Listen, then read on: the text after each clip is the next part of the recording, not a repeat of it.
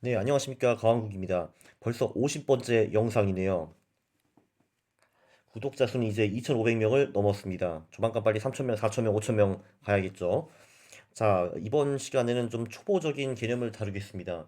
주식 투자에서는 늘 리스크라는 말도 나오고 표준 편차라는 것도 나옵니다. 표준 편차는 우리가 고등학교 때 어렴풋이 배운 것 같기는 한데요. 도대체 그게 주식이랑 무슨 상관인가? 그거를 한번 살펴보겠습니다. 그리고 표준 편차와 변동성과 리스크가 똑같은 건지 그것도 살펴볼 거고요. 그 주식 투자에서 그 표준 편차라는 거는 그 복리수익 옆에 맨날 동생처럼 붙습니다. 그 밑에 있는 게 그 아마 그 연구 포트폴리오인 것 같은데 거기 보시면은 그 CAGR 복리수익이라는 게 있습니다. 8.1%로 나오죠. 이거는 이해하기가 매우 쉽습니다. 매년 8%의 수익을 낸다고 치면은 복리가 붙어가지고 뭐 9년에 원금이 2배가 되고 18년에 연금이 4배 원금이 4배가 되고 이제 이런 거는 이해하기가 간단한데 그 옆에 있는 STDV 한국말로 표준편차 7.14% 이거는 도대체 무엇을 의미하는지 이해하기가 참 어렵습니다. 예, 그걸 한번 짚고 넘어가죠. 그런데 늘 이렇게 주식 통계가 나올 때 복리수익의 표준편차를 같이 붙습니다. 그 왜 그런지 한번 보죠. 자, 고등학교 수학 시간이 기억나시는지 모르겠습니다. 옛날 옛적에 여러분들이 어렸을 때 그 자연계에 있는 수많은 랜덤 분포는 정규 분포를 따른다라고 했습니다.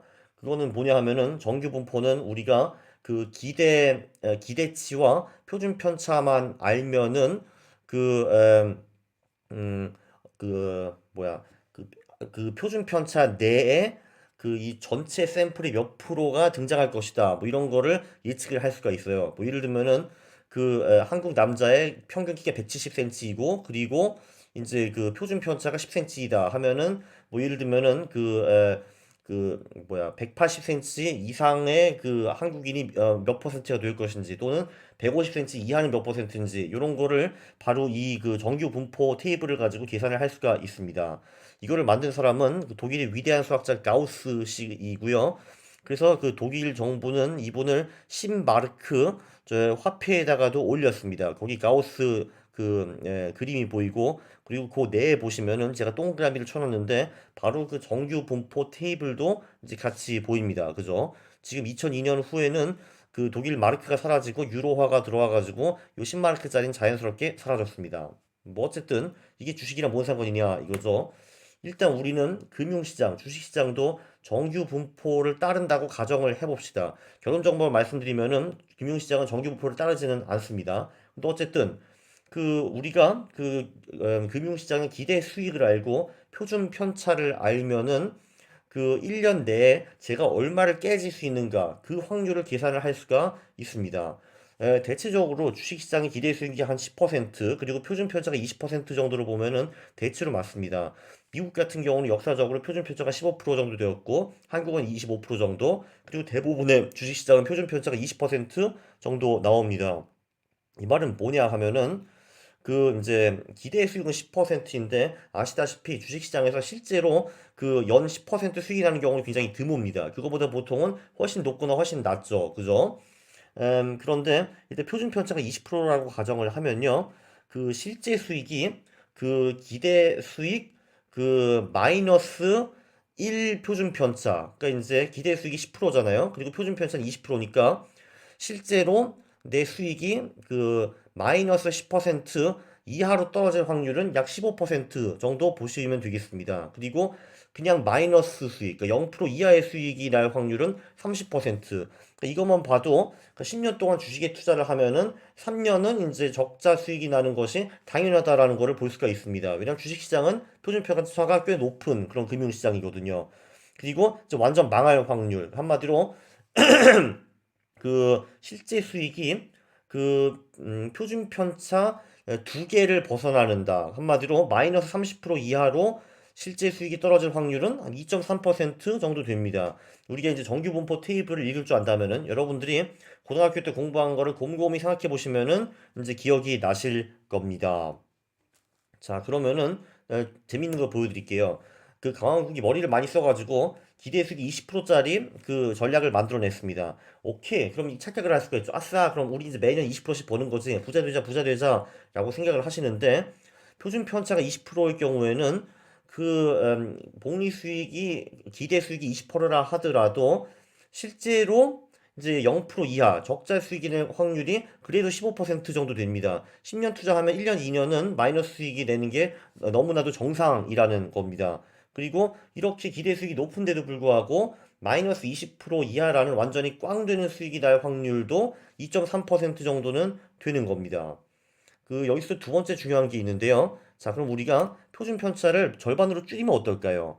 기대 수익은 10%로 냅두고, 자, 그러면은 실제로 마이너스 수익이 날 확률이 확 줍니다. 조금 전에 30%라고 했는데 그게 한 15% 정도로 줄고요. 그리고 마이너스 10% 이하의 수익을 낼 확률도 2.3%로 엄청나게 줄어드는 겁니다. 조금 전에 표준 편차가 이제 20%일 경우에는 여기 보시면은 에, 실제로 마이너스 10% 이하 확률이 날 가능성이 15%, 그리고 적자 수익이 날 가능성이 30%였는데, 우리가 표준 편차를 절반으로 줄여버리면은 적자 수익이 날 확률이 15%, 그리고 마이너스 10% 이하의 수익이 나올 확률이 2.3%로 확 주시는 거를 볼 수가 있습니다. 그래서 기본적으로 표준 편차를 줄이는 거는 우리가 절대로 넘어야 되지 않은 선, 그러니까 절대로 잃으면 안 된다고 생각하는 그 선을 넘을 확률이 현저히 줄어드는 겁니다. 자, 근데 대부분 금융시장에서는 이 표준 편차와 리스크를 거의 동일한 개념으로 쓰는데 그렇게 쓸 수 있을까라는 의문이 듭니다. 저는 개인적으로는 이 둘이 100% 같지는 않다라고 생각을 합니다. 그러나 표준 편차가 시장 리스크의 합리적인 대체제로 쓰일 수는 있다라고 판단을 합니다. 그러니까 이런 건 조금 똑같은 겁니다. 뭐 저 PBR, 저 퍼가 이제 저평가이다. 그거 두 개는 사실 정확히 보면 똑같은 개념은 아닙니다. 그런데 일단 저퍼 저 PBR 주식이 저평가일 가능성은 높은 거죠. 그래서 이제 두 개를 거의 비슷한 개념으로 쓰는 건데 표준 편차와 리스크도 그렇게 비슷하게 쓴다라고 보시면 되겠습니다. 일단 기본적으로 이 표준 편차는 투자자가 넘으면 안 되는 선을 넘을 확률을 제시를 합니다. 예를 들면은 나는 절대로 1년에 10% 이상 깨지기 싫어 하는 분들이 분명히 있을 겁니다.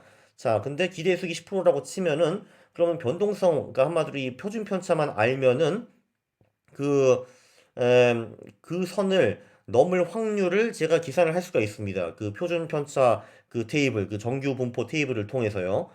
예, 기대 수익 10%고 변동성 20%일 경우에는 그 선을 넘을 확률이 15%. 그리고 이제 기대 수익이 10%인데 변동성이 10%일 경우에는 예, 그 선을 넘을 확률이 2.3%로 줄어듭니다. 어떤 사람들은 그렇게 말합니다. 아, 오케이. 변동성이 높으면 알겠어. 그럼 일시적으로 수익률이 많이 들쭉날쭉하고, 그리고 그 섬을 넘을 확률도 분명히 높아졌다 이거야. 오케이. 그건 인정하겠어. 근데 일시적으로 이러면 뭐 상관없잖아. 다시 돌아오는데 뭐, 라고 생각하는데 꼭 그렇지는 않습니다. 표준 편차가 커가지고 내가 넘으면 안 되는 선을 넘어가 버리면은 문제가 두 가지가 생깁니다. 일단 수학적인 이유가 있고 심리적인 이유가 있어요.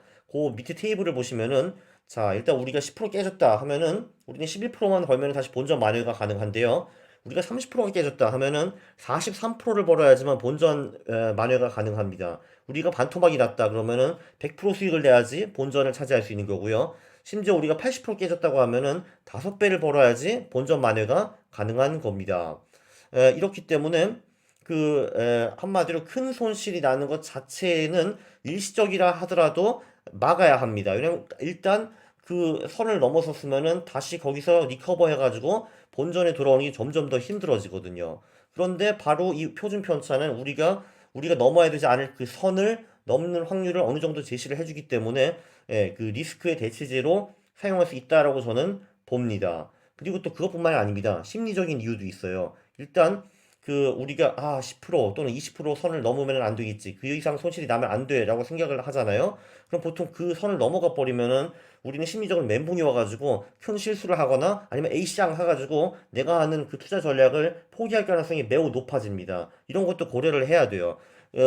솔직히 복리수익 20%인데 변동성이 40%인 그런 전략이 있다고 칩시다. 그리고 그런데 변동성이 40%면 언젠가 제가 20% 30% 손실이 날 확률도 매우 높기 때문에 언젠가 그 순간이 옵니다. 그럼 저는 A시장하고 전략을 포기하겠죠. 솔직히 복리수익 20%랑 변동성 40% 전략보다는 복리수익 5%와 변동성 5% 그런 전략이 실제로 지키고 돈을 벌기는 훨씬 더 쉽습니다. 왜냐하면은 그렇게 표준 편차가 높은 그 전략은 제가 언젠가 중간에 포기를 했기 때문에 그 제가 복리수익 20%라는 그거를 실제로 먹을 수가 없거든요. 예, 무슨 말인지 아마 이해를 하셨을 겁니다. 자, 그러면은 이제 그 문제가 있죠. 금융시장은 정규 분포를 따르는가? 사실 자연계에 있는 수많은 것들은 정규 분포를 따릅니다. 조금 전에 뭐 한국 남자 키를 설명드렸죠. 뭐 평균이 170cm, 그리고 표준 편차가 10cm라고 하면은 그러면은 실제 리얼 라이프에서는 뭐 3m, 4m가 넘는 거인은 아마 거의 못 보셨을 겁니다. 저는 못 봤어요. 예, 그런데 그 금융시장에서는 바로 그러니까 어떻게 보면은 정규 분포에서는 그 3표준 편차가 넘어가는 일은 굉장히 드물게 발생합니다. 그런 거가 발생할 확률이 1%보다 훨씬 낮죠. 그런데 금융시장에서는 이렇게 3표준 편차가 아니라 5, 10, 20 표준 편차가 넘어가는 일도 굉장히 비일비재하게 발생합니다. 사실 20 표준 편차가 있는 날, 그런 날은 사실 우주가 생기고 멸망하고 다시 생길 때까지도 한두 번 있을까 말까 하는 그런 일인데 이런 일이 금융시장에서는 한 5년에 한 번쯤은 있습니다.